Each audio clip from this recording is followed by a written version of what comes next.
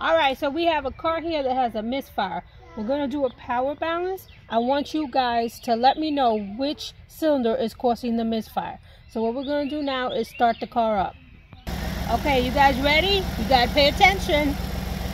We're going to start with cylinder 1.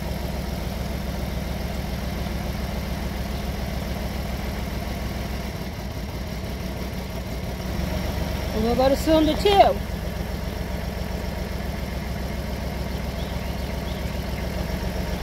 Three.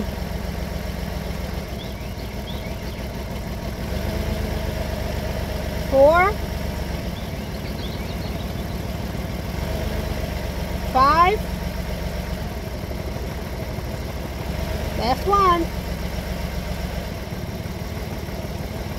Alright, let us know which cylinder is causing the misfire.